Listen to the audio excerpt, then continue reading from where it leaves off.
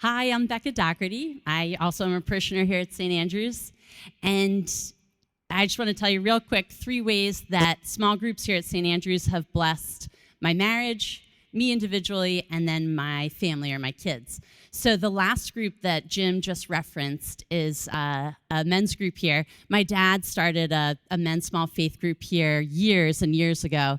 And so when Jim and my husband and a couple other guys started another men's small faith group, they started referring to it as the young men's small faith group. And I think they added handsome somewhere along the way, the young, handsome men's small faith group. So after a couple meetings, my husband Dan came home and said, these guys are great. We talk about the Bible, and I feel like I could go out for a beer with them. And he said they're just a really normal group of guys.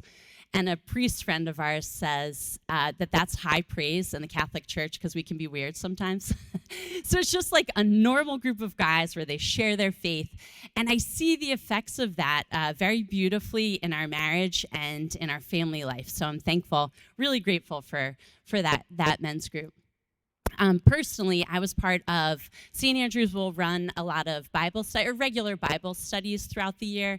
And so maybe 3 to 4 years ago, I participated in a Bible study called Absolute Relativism, where it was the premise was basically we live in a world where everyone says, I have my truth. So you believe in your truth, I'll believe in mine. What's good for you is good for you, but don't enforce your values or beliefs on me.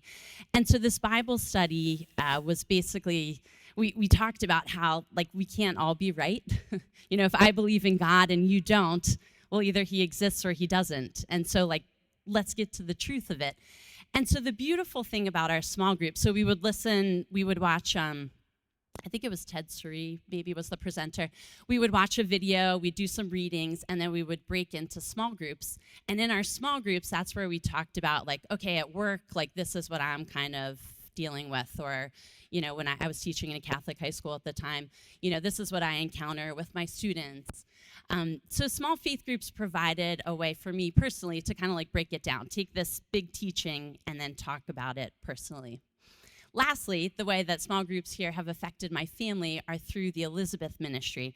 Amy Leahy and Renee McGovern were here, but I think they both left. We'll hear sometimes in Hollywood that this actress or actor is one to watch, an up-and-coming actor or actress. I think Amy Leahy and Renee McGovern are ones to watch here at St. Andrews. They do a fabulous job of basically putting together, especially for families with children, whether they're small children or teenage children, putting together activities where you can get together. You don't have to RSVP. You just show up if you can make it. You don't if you can't. You bring something if you can, you don't if you can't, and you just have an opportunity in little clips to build community. St. Andrews is so big, but these women provide beautiful opportunities to get together and chat, to build communio, as Damon was saying. And just recently, so I'm a theology teacher by trade, so Dan and I have 4 children, so we'll go through the teachings of our faith. But then, sometimes they're you ask them a question, I don't know. So the Elizabeth ministry put together an Epiphany party, so to celebrate the coming of the 3 kings. And I think we talked about the Epiphany, but our kids were I don't know. So we go to this Epiphany party. The tradition is you cut a cake, and somewhere in the cake, there's a little baby Jesus. Whoever gets the baby Jesus is the king for the day. Well, our son Declan, who's 6, just happened to get the king. Declan is our child. When we asked him one day, what's your favorite part of church? He goes, when it's over. Or when we don't have to go.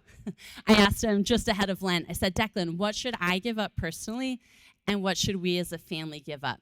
Without skipping a beat, he said, Mom, you should give up being on your phone in front of us. Okay, 6 years old, he's got it. I said, what should we give up as a family? He said, we should give up praying the rosary together and brushing our teeth. Got it. So we go to this Epiphany party. He gets the baby Jesus in a slice of cake, and he's quite literally and metaphorically the king of the day. He was so happy, and I think now knows what the Epiphany is, thanks to the Elizabeth ministry or these small group gatherings. So I think there'll be like a QR code, some sort of sign up at the end of this. And like Jim said, there's lots of opportunities, and I encourage you to join something or show up when you can, because it's a great way to take kind of this big faith and this big parish and, bring it into a personal relationship. Okay, thanks. Sorry. Next up is Ron Seltzer.